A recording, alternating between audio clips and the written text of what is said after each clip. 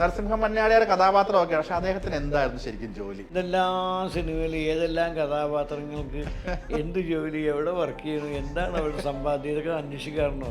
ആ പേരിന്റെ വെയിറ്റ് കൊണ്ടാണ് അങ്ങനെ ഇട്ടത്, നരസിംഹം മന്നാടിയാർ. കണ്ണാടിയാരെന്നൊക്കെ പറഞ്ഞാൽ തമ്പുരാനും കിമ്പുരാനൊന്നുമല്ല. ഈശോ മോസി എന്നും പറയുന്ന സംഭവമുണ്ട്. ഒരു പർട്ടിക്കുലർ സംഭവം നമ്മളാരും കാണാത്തതല്ല, സ്വാമി അതിനെ കാണുമ്പോൾ തോന്നും. ഷൂട്ട് ചെയ്യാൻ ഷോട്ടൊക്കെ വെച്ചതിന് ശേഷം മമ്മൂട്ടിയും അതും കൂടെ ആലോചിച്ചപ്പോൾ അതൊന്നും കൂടെ ഒന്ന് മാറ്റി ചെയ്യണം, എനിക്ക് ഒന്നും കൂടെ മാറി ചിന്തിക്കണം എന്നൊരു തോന്നൽ അവർക്കുണ്ടായി. സാഗർ ഏലിയാസ് ജാക്കി ഇപ്പൊ എവിടെയായിരിക്കും? സാഹിത്യത്തിലേക്ക് എൻ്റെ എഴുത്തൊക്കെ അന്നേ തീർന്നു. രണ്ടാമത്തേത് എനിക്കെന്തോ എവിടേക്ക് ഒരു തൃപ്തിക്കുറവുണ്ട്. ഒന്നാമത് ആ തടിയൊക്കെ എങ്ങനെയായിരുന്നു ശരിക്കും? പുള്ളിനൊരു ഡ്രസ്സൊക്കെ എക്സ്ട്രാ ഇട്ട് കുറെ കഷ്ടപ്പെട്ടാണ്. ഇന്നത്തെ പോലെ അന്ന് ഗ്രാഫിക്സ് ഒന്നും ഇല്ലല്ലോ. എനിക്കൊരു രാഷ്ട്രീയമില്ല, അതിലൊരു താല്പര്യമില്ല, ഒരൊന്നുമില്ല. വെൽക്കം SN സ്വാമി സാർ, സ്വാഗതം. നമസ്കാരം. 40 വർഷമായി ഏറെക്കുറെ ഒഫീഷ്യലിയും അൺഒഫീഷ്യലിയും പറഞ്ഞ 67 സിനിമകൾ സാറ് ചെയ്തു.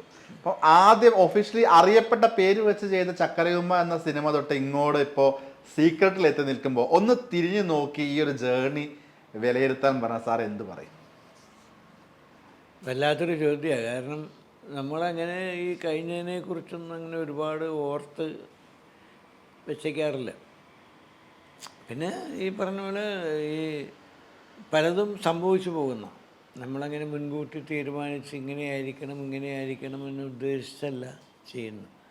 പലതും ഒരു ഒരു ഒരു ഇതിൽ അങ്ങ് സംഭവിച്ച ഒരു കൂട്ടായ്മ, ഒരു കോൺവെർസേഷനിലോ കമ്മ്യൂണിക്കേഷനിലോ ഇല്ലെങ്കിൽ ഏതെങ്കിലും ഒരു ചെറിയൊരു അംശത്തിൽ നിന്നായിരിക്കും നമ്മൾ തുടങ്ങുക. ചെറിയൊരു അല്ലാണ്ട് വലിയൊരു പ്രിപ്പറേഷനോ കാര്യങ്ങളോ ഒന്നും ഇങ്ങനെ ഉണ്ടാവാറില്ല. ഏതെങ്കിലും പേപ്പറിൽ കണ്ടൊരു വാർത്തയുടെ ഒരു ഹെഡിങ് ആയിരിക്കാം, രണ്ട് കൂട്ടുകാർ തമ്മിൽ സംസാരിക്കുന്ന ഒരു കോൺവെർസേഷൻ ആയിരിക്കാം, ഇങ്ങനെ എന്തെങ്കിലും. അപ്പോൾ ഇതിങ്ങനെ ആയിരിക്കണം എല്ലാവരുടെയും എന്നാണ് എൻ്റെ ഒരു ധാരണ. അപ്പോൾ കഴിഞ്ഞതിനെക്കുറിച്ച് ഓർത്തു വയ്ക്കാൻ മാത്രം നമ്മളങ്ങനെ വലിയ ഭർത്താവ് ചെയ്തു ഇല്ലെങ്കിൽ അത് ഇങ്ങനെ, കാരണം വെച്ചാൽ അത് വന്നു പോയി കഴിഞ്ഞു. ഞാനങ്ങനെ പാസ്റ്റിനെ കുറിച്ച് ഒരുപാട് ചിന്തിക്കുന്ന ആളും ഓർക്കുന്ന ആളല്ല. ഇപ്പോൾ ഒരു മഹത്തായ എന്ന് പറഞ്ഞു കഴിഞ്ഞ് കഴിഞ്ഞാൽ അത് എനിക്ക് തോന്നുന്നു ഞങ്ങൾ മലയാളികൾക്ക് മഹത്തായ കാര്യം നിങ്ങൾ തന്നെയാണ്. സാറിലൂടെ ജനിച്ച കഥാപാത്രങ്ങൾ എനിക്കറിയില്ല. ഈ സാറിൻ്റെ കഥാപാത്രങ്ങൾ മലയാളികൾ ആഘോഷിക്കപ്പെടുമ്പോൾ സാറ് ശരിക്കും ഉള്ളിൽ ശരിക്കും ഒരു ഭയങ്കര ഒരു ആനന്ദം, അത് ഒരു വല്ലാത്തൊരു ഫീലായിരിക്കില്ലേ? അതെയോ അത് ഞാൻ കൊടുത്തു അത് കഴിഞ്ഞു? അങ്ങനെ ഉണ്ടാവാം. ഞാനതിന് അപ്പോൾ അതിപ്പോൾ നമ്മളെവിടെയെങ്കിലും അപൂർവമായിട്ടൊക്കെ വളരെ ഡിഫറെൻ്റായ രീതിയിൽ അതിനെക്കുറിച്ചൊക്കെ ഒരു അഭിപ്രായം കേൾക്കുമ്പോൾ നമുക്കൊരു മനസ്സിന് സന്തോഷം തോന്നുന്നു, നാച്ചുറലാണ്. അതിലേക്ക് ഇപ്പോൾ അമിതമായ ആഹ്ലാദമൊന്നും എനിക്ക് തോന്നിയിട്ടില്ല. ഇപ്പം ഞാൻ ചോദിക്കട്ടെ, സാറ് സൃഷ്ടിച്ച ഒരുപാട് കഥാപാത്രങ്ങളുണ്ട്. ഇപ്പം ചക്കരയുമ്മ തുടങ്ങി ഇപ്പം സീക്രട്ടിൽ ധ്യാനിൻ്റെ കഥാപാത്രങ്ങൾ വരെ എത്തി നിൽക്കുന്നു. ഇപ്പം പലതും പല സീരീസുകൾ വന്നിട്ടുണ്ട്, വീണ്ടും വീണ്ടും സീക്വലുകൾ ഉണ്ടായിട്ടുണ്ട്, ചർച്ച ചെയ്യപ്പെടുന്ന കഥാപാത്രങ്ങളുണ്ട്. പേഴ്സണലി SN സ്വാമി എന്ന വ്യക്തിയെ ഒരുപാട് ഹോണ്ട് ചെയ്തൊരു കഥാപാത്രം, അല്ലെങ്കിൽ ഈ കഥാപാത്രങ്ങൾ ഇടയ്ക്കിടയ്ക്ക് ഇങ്ങനെ ഉള്ളിൽ വീണ്ടും വരാറുള്ളൊരു കഥാപാത്രം ചോദിച്ചു കഴിഞ്ഞാൽ ഏതായിരിക്കും? ഒരു പക്ഷേ ഒന്നും ഉണ്ടായിട്ടില്ല. ഇത്രയും എന്നെ ഹോണ്ട് ചെയ്യുന്ന ഒരു കഥാപാത്രം ഉണ്ടായിട്ടില്ല. ഇല്ല. ഓക്കെ, വളരെ സത്യസന്ധമായിട്ട് പറയുകയാണ്. ഒന്നും അങ്ങനെ ഭയങ്കരമായിട്ട് ഹോണ്ട് ചെയ്യോ, എന്നെ വല്ലാതെ ഹർട്ട് ചെയ്യോ, ഇല്ലെങ്കിൽ എന്നെ വല്ലാതെ അപ്രീഷിയേറ്റ് ചെയ്യിക്കോ, ഇല്ലെങ്കിൽ എനിക്ക് ഭയങ്കര അഭിമാനം, അങ്ങനെ ഒന്നും ഉണ്ടായിട്ടില്ല. ഇപ്പോൾ ഒരു സാധാരണക്കാരനായ ഒരു പച്ചയായ ഒരു മനുഷ്യനായി ജീവിക്കാൻ ഇഷ്ടപ്പെടുന്ന ഒരാളാണോ SN സ്വാമി? അത് ഞാൻ അങ്ങനെ ആവണം എന്ന് ആഗ്രഹിച്ച് ജീവിക്കുന്ന ആളല്ല, ഞാൻ അങ്ങനെയാണ്. അല്ലാണ്ട് എനിക്ക് അതല്ലാതെ വേറൊന്നും ഇപ്പുറത്തില്ല. അങ്ങനെയാണ് ഞാൻ.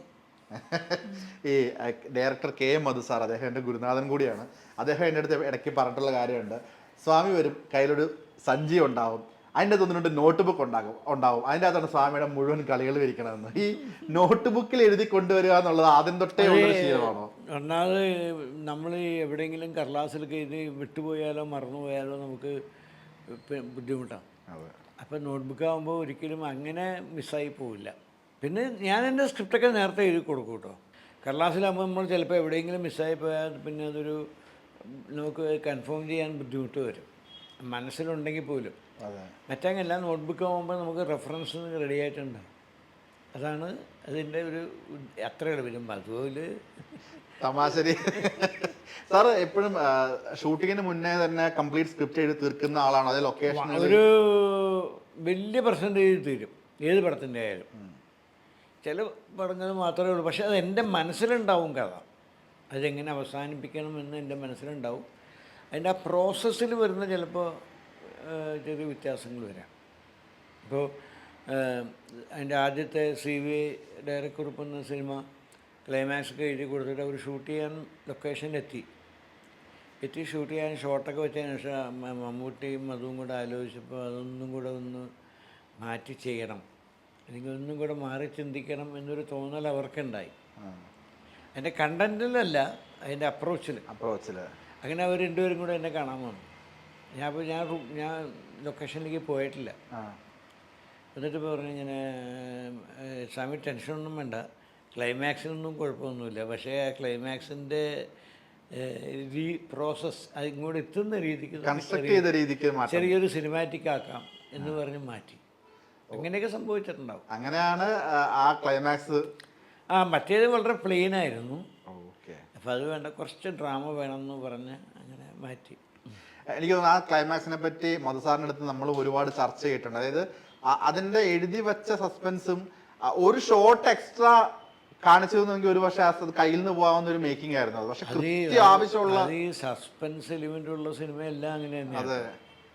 കാരണം പെട്ടെന്ന് നമ്മൾ ഓഡിയൻസിന് ഇങ്ങനെ കണ്ടെന്ന് പറഞ്ഞാൽ എവിടെയെങ്കിലും ഒരു സ്മെല്ല് കിട്ടി അപ്പോൾ മനസ്സിലാക്കില്ലേ അവരിങ്ങനെ പറഞ്ഞോണ്ട് ഇയാളായിരിക്കും പറഞ്ഞോണ്ടേ ഇരിക്കും. ഇപ്പൊ സാർ നേരത്തെ പറഞ്ഞല്ലോ ഒരു പേപ്പറിന്റെ ഹെഡിങ്ങിൽ നിന്ന് സാറ് സിനിമ ഉണ്ടാക്കിയിട്ടുണ്ടെന്ന് അല്ലെങ്കിൽ കഥ കിട്ടിയിട്ടുണ്ടെന്ന്. അങ്ങനെ ഉണ്ടായ ഒരു സിനിമ, അയാളുടെ ഒരു പേര് പറയാൻ പറഞ്ഞ എങ്ങനെയായിരിക്കും? പെട്ടെന്ന് എവിടെയെങ്കിലും കണ്ട ഒരു ന്യൂസിൽ നിന്നായിരിക്കും ആ സിനിമ. മൂന്നാം മുറ എന്നുള്ള സിനിമ എനിക്ക് അങ്ങനെ പേപ്പറിൽ നിന്ന് കിട്ടിയ ഒരു ചെറിയൊരു ഇൻസ്പിറേഷനാണ്. യഥാർത്ഥത്തിൽ നടന്ന ഒരു കിഡ്നാപ്പിംഗ് എന്ന് പറഞ്ഞാൽ അത് നമ്മൾ സിനിമയിൽ കാണിച്ച പോലെ ആയിരിക്കില്ല. അല്ലാതെ നടന്നൊരു കിഡ്നാപ്പിംഗ്. ഇങ്ങനെ വേറെ ചില തടവുകാരെ വിട്ട് കിട്ടാൻ വേണ്ടി ചില സിവിലിയൻസിനെ, ഒരു ബന്ധവുമില്ലാത്ത ആൾക്കാരെ കിഡ്നാപ്പ് ചെയ്തിട്ട് അവർ വെച്ച് വില പേശുന്ന പ്രശ്നമുണ്ടായി. അത് പല സ്ഥലത്തും ഇന്ത്യയിൽ ഇൻ്റർനാഷണൽ നടന്നുണ്ട്. അങ്ങനെ ഏതോ ഒരു പത്രവാർത്ത വായിച്ചപ്പോഴാണ് ആ സിനിമയെക്കുറിച്ച് എനിക്കൊരു ആലോചന ഉണ്ടായത്. അങ്ങനെയാണ് മൂന്നാം മുറ വരുന്നതും അലി ഇമ്രാൻ എന്ന് പറയുന്ന കഥാപാത്രം ജനിക്കുന്നതും. ഈ അലി ഇമ്രാൻ ശരിക്കും ആ കഥാപാത്രത്തിന് ആദ്യത്തെ പേര് അത് തന്നെയായിരുന്നു?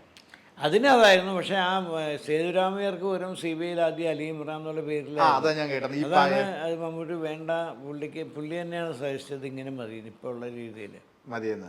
CBIയുടെ കഥാപാത്രത്തിൽ മമ്മൂക്കയുടെ ഒരുപാട് ഇൻപുട്സ് വന്നിട്ടുണ്ടെന്ന് കേട്ടിട്ടുണ്ട്, ചില മാനറിസം ഒക്കെ. ആ കഥയുടെ ഒറിജിനൽ അല്ല, കഥയെ അങ്ങനെ ആവണം എന്ന് പറഞ്ഞതിന് മമ്മൂട്ടിയാണ്. പോലീസിന് പകരം CBI വേണമെന്ന് പ്രതീക്ഷിച്ചിരുന്നു. ഒരു 5 പാർട്ട് വരുന്നു. CBI 5, എനിക്ക് തോന്നുന്നു 5ാമത്തെ ഭാഗം മാത്രമാണ് ഒരു മിക്സഡ് റെസ്പോൺസിൽ വന്നു നിന്നത്. ബാക്കി 4 പ്രേക്ഷകർ സ്വീകരിച്ചാണ്. ഇനി ഒരു CBIയുടെ ഒരു സാധ്യത എന്തോരം ഉണ്ടാവും? ഞാൻ അങ്ങനെ മുൻകൂട്ടി തീരുമാനിക്കുന്ന ഒരാളല്ല. ഇപ്പോൾ അടുത്ത വർഷം നടക്കും, അതിനടുത്ത എനിക്കറിയില്ല.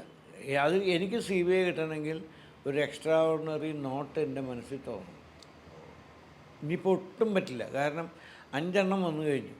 6ാമത്തത് നമുക്കങ്ങനെ വെറും ചില്ലറ കാര്യം കൊണ്ടും കൂടെ ചെല്ലാൻ പറ്റില്ല. സംതിങ് എക്സ്ട്രാ ഓർഡിനറി ആയിരിക്കണം.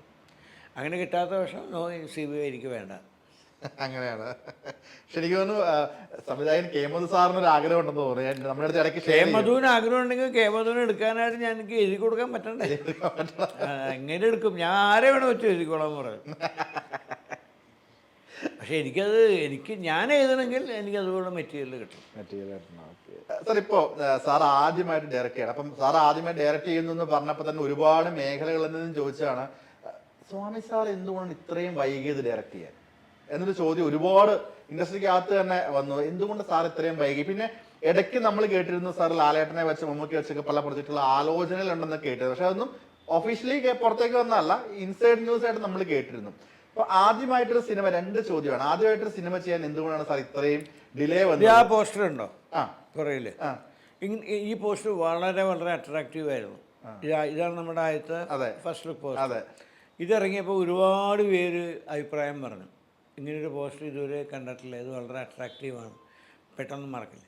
അതേപോലെ തന്നെയായിരുന്നു ആ കഥയുടെ ഒരു അട്രാക്ഷൻ. ഓക്കെ. ഇപ്പം നമുക്കൊരു കഥ കൈ കിട്ടുമ്പോൾ ആ കഥയിലുള്ള ഒരു ഉൾക്കാഴ്ച അല്ലെങ്കിൽ അതിൻ്റെ ടോട്ടൽ ഡെപ്ത്ത് എനിക്ക് ഫീൽ ചെയ്യാൻ പറ്റും. അപ്പോൾ എനിക്ക് അങ്ങനെ ഒരു സാധനം സംവിധാനം ചെയ്യണം തോന്നിയാൽ ചെയ്തു. ഇത്രയും ഹിറ്റുകൾ കൊടുത്ത ഈ 67 സിനിമ ചെയ്ത ഒരു തിരക്കഥാകൃത്താണ്. ഓഫ് കോഴ്സ് മമ്മൂക്ക മോഹൻലാൽ എന്നൊരു തോട്ട് പ്രോസസ് എപ്പോഴെങ്കിലും സാറിന് വന്നു എന്തെങ്കിലും ഒരു പടം ചെയ്യുമ്പോൾ ആദ്യമേ ഇവരിൽ ആരെങ്കിലും ഒരാളെ വെച്ച് ചെയ്യണം. കാരണം രണ്ടുപേരും അടുത്ത സുഹൃത്തുക്കളാണ്. സാറിന്റെ പിറവയില തൂലികയിൽ നിന്നാണ് അതെ അവരുടെ ഏറ്റവും വലിയ കഥാപാത്രങ്ങൾ പിറവിയെടുത്തിട്ടുള്ളത്. അങ്ങനെ ഒരു തോട്ട് പ്രോസസ് എന്തെങ്കിലും ഇപ്പോൾ ഇതിനകത്ത് ഞാൻ എൻ്റെ കഥാപാത്രം ഇവർക്ക് പറ്റില്ല. ഇല്ല ഇല്ല. അപ്പൊ അല്ല വേറെ ഏതെങ്കിലും ഒരു സമയത്ത് ഇങ്ങനെ ഡയറക്ഷൻ ആലോചന ഇത് പെട്ടെന്ന് അങ്ങനെ അവർക്ക് പറ്റുന്നൊരു സബ്ജക്റ്റ് വന്നാൽ തീർച്ചയായിട്ടും ഞാൻ അവരോട് ചോദിക്കും. ഇപ്പം മമ്മൂട്ടിയോ മോഹൻലാലിനോ ഇണങ്ങുന്ന ഒരു കഥാപാത്രവും ഒരു സബ്ജക്റ്റും റെഡിയാണെങ്കിൽ ഞാൻ ചോദിക്കും ഇങ്ങനെ ഒരു കഥയുണ്ട്, കഥാപാത്രമുണ്ട്, if you are willing you will think of it. ഞാൻ മറ്റൊരു ഇന്റർവ്യൂവിൽ സാറ് പറഞ്ഞു കേട്ടായിരുന്നു, ഞാൻ പ്രൊജക്റ്റിന് വേണ്ടി കഥകൾ ഉണ്ടാക്കാറില്ല, ഞാൻ ഉണ്ടാക്കിയ കഥകളെല്ലാം പ്രൊജക്റ്റ് ആയിട്ടേ ഉള്ളൂ എന്നുള്ളത്. അങ്ങനെ എല്ലാം ഒന്നും പറയാൻ പറ്റില്ല. പലതും ഒരു ഫിക്സഡ് പ്രോജക്റ്റിന് വേണ്ടി തന്നെ നമ്മൾ ഉണ്ടാക്കിയിട്ടുണ്ട്. അങ്ങനെ ചിലത് ഈ പറഞ്ഞ പോലെ കഥയുണ്ടായതിനു ശേഷം ഞാൻ പ്രോജക്റ്റിനെ കുറിച്ച് ആലോചിക്കുള്ളൂ. ഓക്കെ. ഇതങ്ങനെ ഉണ്ടായ കഥയാണ്. ഈ കഥ മനസ്സിൽ ഏകദേശം ഫുൾ സ്ക്രിപ്റ്റൊന്നും അല്ല കേട്ടോ, ഒരു പറയാൻ പറ്റുന്നൊരു കഥ മനസ്സിലുണ്ടായി, അതിനുശേഷമാണ് ഇത് സിനിമയാക്കാം എന്നൊരു ആഗ്രഹം ഉണ്ടായത്. സീക്രട്ട് എന്ന് പറയുമ്പോൾ രഹസ്യം ആണ്. പ്രത്യേകിച്ച് എസ് എൻ സ്വാമി എന്ന വ്യക്തിയുടെ സിനിമയാകുമ്പോൾ അദ്ദേഹം ആദ്യം ഡയറക്റ്റ് ചെയ്യുന്ന സിനിമ കൂടെ ആകുമ്പോൾ നമ്മൾ അതിൻ്റെ മാക്സിമം സസ്പെൻസ്, കാരണം സാറാണ് അതിൻ്റെ പീക്കിൽ മലയാളികളെ കാണിച്ചു കൊടുത്തിട്ടുള്ളത്. അപ്പം നമ്മൾ അങ്ങനെ തന്നെ പ്രതീക്ഷിക്കുന്ന ഒരു സിനിമയായിരിക്കും. ശരിക്കും ഇതൊരു ഇൻവെസ്റ്റിഗേഷൻ സിനിമയോ ത്രില്ലറോ മർഡർ മിസ്റ്ററിയോ എന്താണ് ഇത് പറയുന്ന ഒരു ജോണർ? ഈ ഇൻവെസ്റ്റിഗേഷൻ എന്ന് പറയാൻ നമുക്ക് എല്ലാവർക്കും പൊതുവൊരു ധാരണയുണ്ട്, അതോ തെറ്റിദ്ധാരണയോ. അതായത് പോലീസും പട്ടാളവും സസ്പെൻസും ക്രൈമും ചേർന്നതാണ്. അല്ലാതെയും ജീവിതത്തിൽ ഇൻവെസ്റ്റിഗേഷൻ ഉണ്ട്. അതുപോലെ ജീവിതത്തിൽ നമുക്ക് ഒരു പ്രത്യേക സാഹചര്യത്തിൽ ഒരു വിഷയത്തെക്കുറിച്ച് ഡീപ്പായിട്ട് അന്വേഷിക്കേണ്ടി വരുന്നു, അല്ലെങ്കിൽ ഡീപ്പായിട്ട് നമുക്ക് അതിനെക്കുറിച്ച് സെർച്ച് ചെയ്യേണ്ടി വരുന്നു. അതും ഈ ഇൻവെസ്റ്റിഗേഷൻ എന്നുള്ള വാക്ക് ഉപയോഗിച്ചില്ലെങ്കിൽ പോലും അതും ഒരു ഇതേപോലെ തന്നെയുള്ളൊരു പ്രോസസ്സ് തന്നെയാണ്. ഓക്കെ. സസ്പെൻസ് പറഞ്ഞൊരു സിനിമ തന്നെ ആയിരിക്കും നമുക്ക് പ്രതീക്ഷിക്കാം. ആ സസ്പെൻസ് എന്ന് പറഞ്ഞ സാധനം നമ്മൾ ഉദ്ദേശിക്കുന്ന പോലെ കൊലപാതകവും ക്രൈമും പോലീസും ഒന്നുമില്ല. ഇല്ല. ഓ, സാറിന്റെ ആഘോഷിക്കപ്പെടുന്ന CBI, അതുപോലെ തന്നെ 20-ാം നൂറ്റാണ്ട്, അതുപോലത്തെ ഒക്കെ കഥാപാത്രം എപ്പോഴും ഫസ്റ്റ് പറയുന്ന ഈ 2-3 കഥാപാത്രങ്ങളായിരിക്കും കൂടുതലും വരുന്നത്. എനിക്ക് പേഴ്സണലി ഇഷ്ടപ്പെട്ട എന്നാൽ അധികം ചർച്ച ആവാത്ത ഒരു സിനിമയാണ്, അല്ലെങ്കിൽ കഥാപാത്രമാണ് ഒരു അഭിഭാഷകന്റെ കേസ് ഡയറി എന്ന് പറയുന്നത്. അതിൽ അനിയൻ ഗുരുള എന്ന് പറയുന്ന മമ്മൂക്കയുടെ ഒരു കഥാപാത്രം. അതിൽ എനിക്ക് തോന്നുന്നു എനിക്ക് ഭയങ്കര പേഴ്സണലി ഇഷ്ടപ്പെട്ട ഒരു കഥാപാത്രം സിനിമയുമാണത്. അതിൻ്റെ ഒരു അവസാനത്തെ ഒരു നിഴൽ എന്ന് പറയുന്ന ട്വിസ്റ്റൊക്കെ പേഴ്സണലി എൻ്റെ അച്ഛനൊക്കെ പണ്ട് ഒരുപാട് പറഞ്ഞിട്ടുണ്ട്. അത് ഒറ്റ വാക്കിൽ ആ സിനിമയുടെ ടേണിംഗ് പോയിന്റ് ആയിരുന്നൊക്കെ. അതിൽ ജഗതി ശ്രീകുമാർ അദ്ദേഹം ചെയ്ത ഒരു കഥാപാത്രമുണ്ട്. അപ്പം അദ്ദേഹത്തിന്റെ ഒരു ട്രാക്ക് സാറ് വർക്ക് ചെയ്തൊരു രീതിയുണ്ട് ബ്രദറായിട്ട്. അപ്പൊ അദ്ദേഹത്തിന്റെ ബ്രദറിന്റെ ആ ഒരു ട്രാക്ക് ഇല്ലെങ്കിൽ ഒരു പക്ഷേ സിനിമ പോയേക്കാം അങ്ങനെ. പക്ഷെ അദ്ദേഹത്തിന്റെ ബ്രദറിന് ഒരു സെപ്പറേറ്റ് ട്രാക്ക് കൊടുത്തു. ഒരു അനാഥാലയം, കുട്ടികളെ നോക്കുന്നു, പിശുക്കന്റെ ഒരു റീസൺ കൊടുത്തു. അപ്പം ആദ്യ സ്ക്രിപ്റ്റ് തന്നെ അത് ഉണ്ടായിരുന്നതാണ്. അതും പിന്നീട് സ്ക്രിപ്റ്റ് വന്നതിന് ശേഷം തുടക്കം മുതലേ ഉണ്ട്. നമുക്ക് അതിനകത്ത് ഈ ഫാമിലി ഇല്ലെങ്കിൽ മറ്റുള്ള എമോഷൻ സെൻറ്റിമെൻറ്റ്സ് ഇതിനൊന്നും വേറെ സ്കോപ്പ് കുറവായത് കൊണ്ടാണ് നമ്മൾ തുടക്കം മുതലേ അങ്ങനെ ഒരു ക്യാരക്ടറെ വർക്ക് ചെയ്തിരുന്നു. അതിൻ്റെയൊക്കെ ഒരു ആ സമയത്ത് പ്രേക്ഷകരെ ഞെട്ടിച്ചാണ്. എനിക്ക് എൻ്റെ നിഴലിനെ പോലും വിശ്വാസമില്ല എന്ന് പറയുമ്പോൾ ഒന്നുകൂടെ പറയാം, എന്താ പറയുക, പിന്നീട് അത് റീക്രിയേറ്റ് ചെയ്യുന്ന സാധനമൊക്കെ ഈ ട്വിസ്റ്റുകളൊക്കെ ഈ ചിലവർക്ക് പറയാം, ഈ കുളിച്ചുകൊണ്ടിരിക്കുമ്പോഴാണ് പെട്ടെന്ന് ഒരു മ്യൂസിക് വരുന്നത്, അല്ലെങ്കിൽ ഞാൻ യാത്ര ചെയ്യുമ്പോൾ ഇങ്ങനത്തെ ഈ ട്വിസ്റ്റുകൾ ഞെട്ടിക്കുന്ന സംഭവങ്ങളൊക്കെ സാറിന് ഒരു എഴുതാനൊരു സമയം അങ്ങനെ എന്തെങ്കിലും ഉണ്ടോ? അതായത് നമ്മൾ ഈ ട്വിസ്റ്റ് എന്ന് പറയുന്നത് മുൻകൂട്ടി തീരുമാനിച്ച ട്വിസ്റ്റ് ആവില്ല. ഇല്ല. നമ്മൾ ട്വിസ്റ്റ് ഇല്ലെങ്കിൽ അങ്ങനെ എന്തെങ്കിലും ഒരു എലിമെൻ്റ് ഓഫ് സസ്പെൻസ് ഇങ്ങനെയൊക്കെ പറയുന്നത് സ്പോണ്ടേനിയസ് ആയിട്ട് ഉണ്ടാവണം. അല്ലാണ്ട് അത് മുൻകൂട്ടി തീരുമാനിച്ച് ഇങ്ങനെയാണ് അങ്ങനെയാണ് അതിങ്ങനെ ട്വിസ്റ്റ് ആവണം. അതങ്ങനെ സംഭവിക്കും. അപ്പോൾ ആ സംഭവിക്കാനായിട്ട് നമ്മൾ കാത്തിരിക്കണം. ഓക്കെ. ഇതെല്ലാം ഒരു ദൈവനിമിത്തം പോലെ വരുന്ന അത് ഈ ക്ഷമ എന്നുള്ള സാധനം വളരെ ഇമ്പോർട്ടൻ്റ് ആയത്. നമ്മളങ്ങനെ കഥയിലിങ്ങനെ ഈ അവിടെ നമുക്കിപ്പോൾ ഈശോ മോസി എന്നും പറഞ്ഞൊരു സംഭവമുണ്ട് സേതുരാമൻ. ഞാൻ എൻ്റെ അടുത്ത ചോദ്യം അതായിരുന്നു, അതെങ്ങനെ വന്നു ഈശോ മോസി? അത് എനിക്ക് അത് വന്നില്ല എൻ്റെ അടുത്ത്. ആദ്യം ഞാൻ എൻ്റെ മനസ്സിങ്ങനെ എവിടെയോ പെട്ടെന്ന് സ്ട്രൈക്ക് ചെയ്തു. ഒരു പർട്ടിക്കുലർ സംഭവം നമ്മളാരും കാണാത്തതല്ല, സ്വാമി അതിനെ കാണുമ്പോൾ തോന്നുന്നു. ആ തോന്നലിൽ തന്നെ ഉണ്ടായിരിക്കണം അതിനുള്ള വലിയൊരു ടേണിംഗ് പോയിൻ്റ്. ഇതാണ് എൻ്റെ അടുത്തുള്ളത്, ഞാനിത് എങ്ങനെ ചെയ്യും? അങ്ങനെ ഇരുന്ന് മാസക്കണക്കിന് ഇരുന്ന് ആലോചിച്ചു. ഒരു ഘട്ടത്തിൽ അത് കിട്ടിയില്ലെങ്കിൽ ഞാൻ ഈ കഥ ചെയ്യില്ല എന്ന് വിചാരിച്ചു. ഓ, അങ്ങനെ കിട്ടിയതാ ഈശോ മോസി. ഇപ്പൊ ഈ ട്വിസ്റ്റ് കിട്ടിയതിന് ശേഷമാണ് ആ മോസി എന്നുള്ള പേര് അത് തന്നെ വരുന്നത്. നമുക്കും നമ്മുടെ മനസ്സിൽ അങ്ങനെ ഒരു വാശി വേണം. കിട്ടണം, കിട്ടാതെ പറ്റില്ല എന്നുള്ളൊരു തോന്നൽ നമുക്ക് വേണം. പക്ഷെ ഒരുപാട് പേര് അവിടെയാണ് തോറ്റു പോകുന്നത്. അവർക്ക് ഈ ക്ഷമയില്ലാത്തതുകൊണ്ട് അവർ കോംപ്രമൈസ് ചെയ്യും. മറ്റെന്തോ വല്ലത് നല്ലത് കിട്ടാനുണ്ടോ, പക്ഷെ ഇത് വെച്ച് അഡ്ജസ്റ്റ് ചെയ്തങ്ങ് പോകും. അതും ചിലപ്പോൾ ഒക്കാറുണ്ട് കേട്ടോ, പറയാനും പറ്റില്ല. ആ ട്വിസ്റ്റിന് ശേഷമാണ് മോസി എന്ന് പറഞ്ഞ പേര് വരുന്നത്. അതേ മോസി എന്ന് പറഞ്ഞ പേര് ആദ്യം ഇട്ടതാണോ? അല്ല, അത് പേരുണ്ടായിരുന്നു, പക്ഷെ അതാണ് ഞാൻ ഓർക്കുന്നില്ല. പക്ഷെ ഇത് വന്ന പിന്നെയാണ് കറക്റ്റായിട്ട് ആ പേര് യോജിപ്പിക്കാൻ വേണ്ടിയുള്ള മോളി അങ്ങനെ മാറ്റിയത്. ഓ, അങ്ങനെയാണ് മാറ്റിയത്. അത് മലയാളികളെ ഞെട്ടിച്ച ട്വിസ്റ്റാണ്. എനിക്ക് തോന്നുന്നു ഇപ്പോഴും ട്വിസ്റ്റിന്റെ ആദ്യത്തെ ഒന്ന് രണ്ട് ഇത് പറയുമ്പോൾ തന്നെ ദ ട്രൂത്തിലെ ആ ഒരു ഈ മറ്റേ ആ സ്ത്രീ അല്ല പുരുഷനാണ് എന്ന് പറയുന്നതും ഈശോ മോസിയൊക്കെ തന്നെയാണ് എപ്പോഴും ആളുകൾ ആദ്യത്തെ ഒന്ന് രണ്ട് സ്ഥാനങ്ങളിൽ പറയുന്നത്. സോഷ്യൽ മീഡിയ ഒക്കെ സാർ ശ്രദ്ധിക്കുന്ന ആളാണോ? അങ്ങനെ ഒരുപാടൊന്നും സമയം കളയാറില്ല. ഈ അടുത്ത കാലത്തായിട്ട് രണ്ട് മൂന്ന് തവണ റിപ്പീറ്റ് ചെയ്ത് കണ്ട ഒരു കാര്യമാണ് ധ്രുവം സിനിമയിൽ നരസിംഹ മന്നാടിയാർ. ഇപ്പൊ ഞാൻ ചോദിക്കുകയാണ്, നരസിംഹ മന്നാടിയാറുടെ ജോലി എന്തായിരുന്നു എന്നാണ് പലരും, അത് ജസ്റ്റ് ഒരു ഹാസ്യത്തിന് വേണ്ടി ആൾക്കാർ ചോദിക്കുന്നതാണ്. നരസിംഹ മന്നാടിയാർ കഥാപാത്രം ഒക്കെയാണ്, പക്ഷെ അദ്ദേഹത്തിന് എന്തായിരുന്നു ശരിക്കും ജോലി? ഞാൻ ചോദിക്കട്ടെ, അങ്ങനെ എന്തെല്ലാം സിനിമയിൽ ഏതെല്ലാം കഥാപാത്രങ്ങൾക്ക് എന്ത് ജോലി, എവിടെ വർക്ക് ചെയ്യുന്നു, എന്താണ് അവരുടെ സമ്പാദ്യം, ഇതൊക്കെ അന്വേഷിക്കാറുണ്ടോ? നമ്മുടെ കഥയ്ക്ക് ആവശ്യമുണ്ടെങ്കിൽ നമ്മൾ അന്വേഷിക്കേണ്ട കാര്യം. അതെ അതെ. അല്ല, അത് ഒരു ചോദ്യമായിട്ട് എല്ലാവരും ഈ ഹാസ്യ രൂപേണ പറയാൻ പറ്റില്ല, ചോദിക്കുന്ന ഓരോരോ ഇഷ്ടം. ഒരു സാങ്കല്പിക നാട്, ഒരു സാങ്കല്പിക കഥാപാത്രമാണ്. ഐ മീൻ അങ്ങനെ രണ്ട് കഥാപാത്രം ഒരു പക്ഷേ ഈ ഒരു കാലഘട്ടത്തിൽ ആ ഒരു കാലഘട്ടത്തിൽ ഉണ്ടാവാൻ വളരെ റെയറായിട്ടൊരു സാധ്യതയാണ്. അപ്പം ഇത് മമ്മൂക്കയുടെ അടുത്ത് പോയി ഇങ്ങനെ ഒരു കഥ പ്ലേസ് ചെയ്ത് കഴിയുമ്പോൾ മമ്മൂക്കയുടെ ഒരു എന്തെങ്കിലും ഒരു ഡൗട്ടോ കാര്യങ്ങളോ ഉണ്ടായിരുന്നു? ഇങ്ങനെ ഒരു നരസിംഹ മന്നാടിയർ, ആ പേര് തന്നെ കുറച്ചൊരു സാങ്കല്പികം, കുറച്ചൊരു അതിശയോക്തിയൊക്കെ നിറഞ്ഞൊരു പേരും, അങ്ങനെ ഒരു നാട് ഒരു തമ്പുരാൻ കൾച്ചർ. മന്നാടിയാരെന്നൊക്കെ പറഞ്ഞാൽ തമ്പുരാനും കിമ്പുരാനൊന്നും അല്ല, അവര് നെയ്ത്തുകാരാണ് ആ കമ്മ്യൂണിറ്റിയെ പറയുന്നത്. ഓക്കെ. പിന്നെ പാലക്കാട് സൈഡിലൊക്കെ ഉണ്ട് മന്നാടിയാർമാർ, ഒരുപാടുണ്ട് മന്നാടിയാർ. അവരൊന്നും ബേസിക്കലി അവർ തമിഴ്നാട്ടിൽ നിന്ന് മൈഗ്രേറ്റ് ചെയ്ത് കേരളത്തിലുള്ളവരാണ്. ഓക്കെ. അപ്പം അവരുടെ കൂട്ടത്തിൽ തന്നെ ഈ പറഞ്ഞ പോലെ സാമ്പത്തികമായ വളരെ ഉയർന്ന നിലയിലുള്ളവരുണ്ട്, താഴ്ന്ന നിലയിലുള്ളവരുണ്ട്, എല്ലാവരും ഉണ്ട്. ബേസിക്കലി ഇവർ ഈ കോയമ്പത്തൂരിനപ്പുറം ട്രിച്ചിക്ക് പോകുന്ന വഴിക്ക് കാങ്കയം, പല്ലടം എന്ന് പറഞ്ഞ അവിടെയാണ് അവരുടെയൊക്കെ വളരെ ഹെറിഡിറ്റോറിയലായിട്ടുള്ള ബന്ധമുള്ളത്. അവരെല്ലാം ഈ നെയ്ത്തിൽ എക്സ്പേർട്സാണ്. അല്ലാണ്ട് അവർ രാജകുടുംബമോ ഇല്ലെങ്കിൽ അങ്ങനെ തമ്പുരാക്കന്മാരോ ഒന്നുമല്ല. നമ്മുടെ മനസ്സിലൊക്കെ അങ്ങനെ വരുമ്പോൾ ആക്കി എടുക്കും. ആ പേരിന്റെ വെയിറ്റ് കൊണ്ടാണ് അങ്ങനെ ഇട്ടത്, നരസിംഹ മന്നാടിയാർ, വീരസിംഹ മന്നാടിയാർ എന്നുള്ളത്.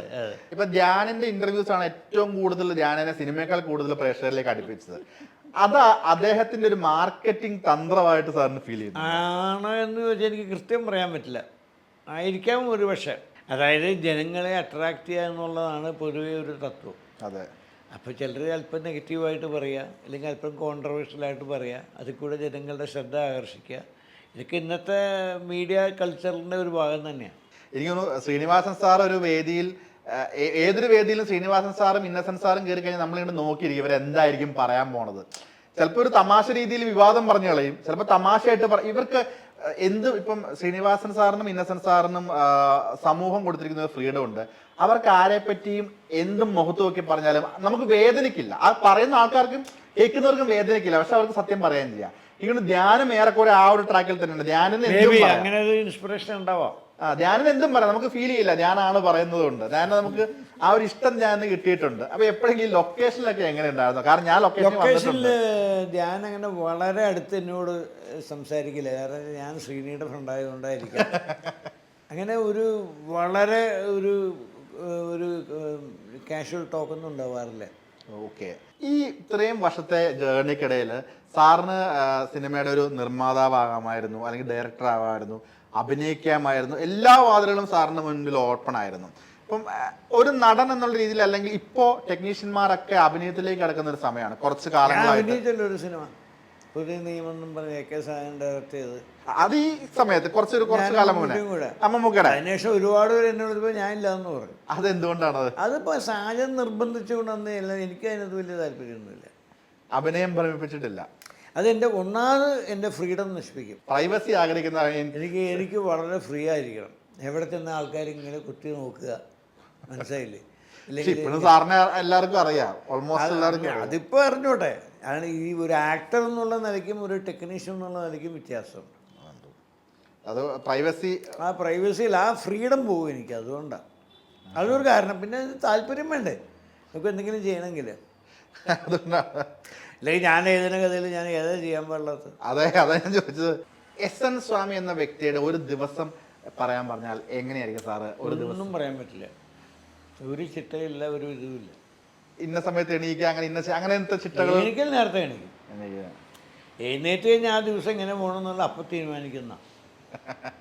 വായിക്കാൻ ചിലപ്പോൾ വായിക്കും, ചിലപ്പോൾ വായിക്കുകയില്ല, ചിലപ്പോൾ മാസങ്ങൾ വായിക്കില്ല, ചിലപ്പോൾ ഇരുന്നിരുന്ന ഒറ്റ ഇരിപ്പിൽ 4-5 ദിവസം ഇരുന്ന് വായനയായിരിക്കും. അങ്ങനെയാണ്. പ്രത്യേകിച്ച് ആ ഒരു അന്നേരത്തെ ഒരു മൂഡിനനുസരിച്ച് പ്രവർത്തിക്കുന്ന രീതിയിലാണ് പോകുന്നത് അല്ലേ? അങ്ങനെ ഒന്നിനും ഒരു ഡിസിപ്ലിനും ഇല്ല. പരമ്പര എന്നൊരു സിനിമ സാറ് എഴുതിയതാണ്. എനിക്ക് തോന്നുന്നു അത് ആ സമയത്ത് ഒരു വലിയ ഹിറ്റായ ഒരു സിനിമയായിരുന്നു പരമ്പര.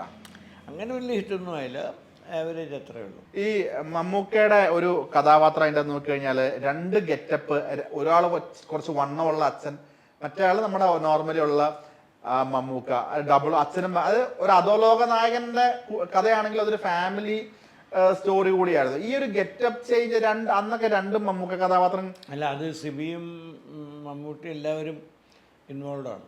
അത് ഒറിജിനൽ സിൻ എന്നും പറഞ്ഞ ഒരു ഇംഗ്ലീഷ് പടത്തിന്റെ ഇൻസ്പിറേഷൻ. അഭിഭാഷകന്റെ കേസ് പോലെ തന്നെ ആളുകൾ വലിയ കാര്യമായിട്ട് ചർച്ച ചെയ്യാത്ത. അതിനകത്ത് ആൾക്കാർ അന്നൊരു കുറ്റം കണ്ടത് ചെറുപ്പക്കാരനായ മമ്മൂട്ടിക്കുള്ള വേഷം പോരാന്നാ.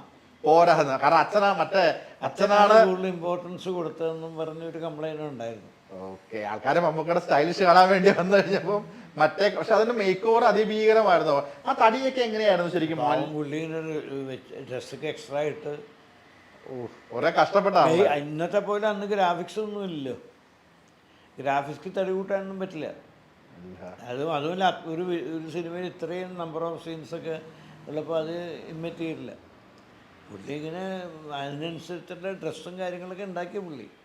അങ്ങനെയല്ലേ, കഷ്ടപ്പെട്ടിട്ട് ചെയ്തതാണത് ശരിക്കും. അതുപോലെ തന്നെ 1-2 കാര്യങ്ങൾ ചോദിക്കാം. ഈ കേമധു സാറുമായിട്ടും മമ്മൂക്കയായിട്ടും ലാലേട്ടനായിട്ടും ഒരുപാട് സിനിമകൾ ചെയ്തു. ഈ സൗഹൃദത്തിനെ പറ്റി പറഞ്ഞ ഏറ്റവും അടുത്ത സൗഹൃദമുള്ള സിനിമയിൽ ആരായിരിക്കും? അങ്ങനെ ഒരു സൗഹൃദം എന്ന് പറഞ്ഞാൽ ഞാനിപ്പോൾ മമ്മൂട്ടി ചിലപ്പോൾ വിളിച്ചിട്ട് 5-6 മാസമായി കാണും, ലാലിനെ വിളിച്ചിട്ട് അതിൽ കൂടുതലായി കാണും.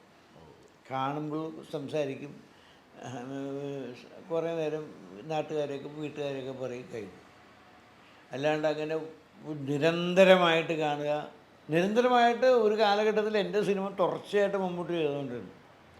ആ സമയത്ത് മിക്കവാറും ദിവസങ്ങളോളം അടുപ്പിച്ച് കാണുമായിരുന്നു. ഈ സൈന്യം പോലൊരു സിനിമ അന്നത്തെ കാലത്ത് ഇന്ന് എടുക്കണമെങ്കിൽ അത് വലിയ ബഡ്ജറ്റ് സിനിമയാണ്. അന്നും അത് ഒരുപാട് ഹൈ ബഡ്ജറ്റ് സിനിമയായിരുന്നു. അന്ന് വിക്രം ഉൾപ്പെടെയുള്ള ആൾക്കാരെ, ഇപ്പോഴത്തെ സ്റ്റാറുകൾ, അന്നെങ്കിൽ സാറിന്റെ 2 പടത്തിലും അടുപ്പിച്ചടുപ്പിച്ച് വിക്രമുണ്ട്, ധ്രുവത്തിലും ഉണ്ട്. അവരുടെ 2 പേരും ആദ്യത്തെ പടങ്ങൾ അത് തന്നെയാണ്, ധ്രുവവും സൈന്യവും. ദിലീപ് ആദ്യമായിട്ട് അഭിനയിക്കുന്ന സൈന്യത്തിലാണ്, അബി ആദ്യമായിട്ട് അഭിനയിക്കുന്ന സൈന്യത്തിലാണ്, മുകുന്ദൻ ആദ്യമായിട്ട്, ഒരുപാട് പേര് മുകുന്ദൻ അദ്ദേഹം സൈന്യത്തിലാണ് ആദ്യമായിട്ട് ഒരുപാട് പേര്. അതൊക്കെ എന്ത് രസമുള്ളൊരു. അന്നത്തെ കാലത്ത് അതിന് എത്ര ബഡ്ജറ്റ് ആയിട്ടുണ്ടാവും ആ ഒരു കാലഘട്ടത്തിൽ? അതിനൊരു അന്നത്തെ കാലം ഇത്രയും ഒരു എയർഫോഴ്സ് കാണിക്കുക, ബഡ്ജറ്റ് വളരെ ഒരുപാട് പേർക്ക് തെറ്റിദ്ധാരണ. അതിനകത്ത് ഞങ്ങൾക്ക് ഒരു എയർഫോഴ്സിന് പൈസ ആയിട്ടില്ല, ഫ്രീ ആയിരുന്നു മുഴുവൻ. ഓക്കെ, അതിൻ്റെ ഒരാൾ കൂടെ വന്നിരുന്നു ഡൽഹിയിൽ നിന്ന്, നമ്മളെ ഒരു PR സഹായിക്കാൻ. വേറൊന്നുമില്ല, അവരൊന്നും എല്ലാ സ്ഥലത്തും അവർ ചെയ്തിരുന്നു, നമ്മളവരുടെ കൂടെ ഇരുന്നാൽ മതി. കാരണം ചെയ്യുന്ന സിനിമയല്ലേ. അതെ, അപ്പോൾ അവർക്കത് ഇഷ്ടമായി. അങ്ങനെ അവരുടെയും കൂടെ ഒരു PR-ന്റെ ഭാഗമായിരുന്നു ആ സിനിമ. നമ്മളൊക്കെ ഓർത്തുകൊണ്ടിരുന്ന അത്രയും ബഡ്ജറ്റ് സിനിമ നമ്മുടെ എല്ലാവരുടെയും മനസ്സിൽ ഒരു ബഡ്ജറ്റും ആയിട്ടില്ല, ഒന്നും ആയിട്ടില്ല. ബഡ്ജറ്റായി, ഈ എക്സ്ട്രാ വേക്കൻസ എന്ന് പറയാനായിട്ടുള്ള ഒന്നും ആയിട്ടില്ല. സാഗർ ഏലിയാസ് ജാക്കി ഇപ്പൊ എവിടെയായിരിക്കും സാറിന്റെ ഒരു എഴുത്തുകാരൻ എന്നുള്ള രീതിയിൽ? സാഹിത്യ എൻ്റെ എഴുത്തൊക്കെ അന്നേ തീർന്നു. ആദ്യത്തെ സിനിമ വന്നപ്പോൾ. രണ്ടാമത്തെ സിനിമ നിങ്ങൾക്കറിയാലേ, എനിക്കെന്തോ എവിടേക്കും ഒരു തൃപ്തിക്കുറവുണ്ട്. ഒന്നാമത് അതിനകത്ത് ജയിലിൽ പോയ ആളാണ്. ജയിലിൽ പോയ ആൾ പിന്നെ ഒരു ബന്ധമില്ലാതെ തിരിച്ചു കൊണ്ടുവന്ന് നമുക്ക് ഒരു ലോജിക്കൽ പ്രശ്നമുണ്ടായിരുന്നു. പിന്നെ അത് എന്തുകൊണ്ടാണ് അങ്ങനെ ഒരു ഉദ്യമത്തിന് നമ്മളെല്ലാം എല്ലാവരുടെയും ഒരു നിർബന്ധം ഉണ്ടായിരുന്നു, എല്ലാവരുടെയും ഒരു സപ്പോർട്ട് ഉണ്ടായിരുന്നുകൊണ്ട് അങ്ങനെ ചെയ്തതെന്ന് മാത്രം. CBIയുടെ ആദ്യ പാർട്ടിലായിരുന്നു സുരേഷ് ഗോപി അദ്ദേഹം ഉണ്ടായിരുന്നത്. പിന്നീട് ഇങ്ങോട്ട് വരുമ്പോൾ പിന്നീട് സുരേഷ് ഗോപി അദ്ദേഹത്തിന് പകരം ചാക്കോ വരികയും അത് ആ ഒരു അദ്ദേഹത്തിന്റെ ഒരു വളർച്ച നായകനായിട്ട് വരുന്നു. ഈ അദ്ദേഹത്തിന്റെ രാഷ്ട്രീയ പ്രവേശനവും ഇപ്പോഴത്തെ ഒരു ഞെട്ടിക്കുന്ന വിജയമൊക്കെ അടുത്ത് നിൽക്കുന്ന വ്യക്തി എന്നുള്ളത് എങ്ങനെ നോക്കി? എനിക്ക് ഈ രാഷ്ട്രീയത്തിൽ ഒരു താല്പര്യമില്ലാത്ത ആളാണ്. എനിക്കൊരു രാഷ്ട്രീയമില്ല, അതിലൊരു താല്പര്യവുമില്ല, ഒരൊന്നുമില്ല. കാരണം എനിക്ക് എല്ലാ പാർട്ടിയിലും സുഹൃത്തുക്കളുണ്ട്. ഓക്കെ. ഞാൻ അവരുമായിട്ട് രാഷ്ട്രീയം സംസാരിക്കാറുമില്ല. രാഷ്ട്രീയം എനിക്കൊരു വിഷയമേ അല്ല. ആളെ നോക്കി മാത്രം വോട്ട് ചെയ്യുന്ന ഒരു വ്യക്തിയാണ്. ഇപ്പോൾ വ്യക്തിപരമായിട്ട് നമുക്ക് ഒരുപാട് ഫ്രണ്ട്സ് ഉണ്ടാവില്ലേ. സാർ, സീക്രട്ട് എല്ലാ വിധത്തിലുള്ള വിജയങ്ങളാവട്ടെ, ഇനി അങ്ങോട്ടും എല്ലാം തുടർന്നെല്ലാം പൊന്നാവട്ടെ. All the very best. Thank you. Kerala Kaumudi കാണുന്ന എല്ലാ പ്രേക്ഷകർക്കും എൻ്റെ ഏറ്റവും ഹൃദയം നിറഞ്ഞ നന്ദിയും അഭിനന്ദനങ്ങളും. ഒപ്പം എൻ്റെ സിനിമയെ നിങ്ങൾ പ്രോത്സാഹിപ്പിക്കണം, കാണണം. Thank you sir.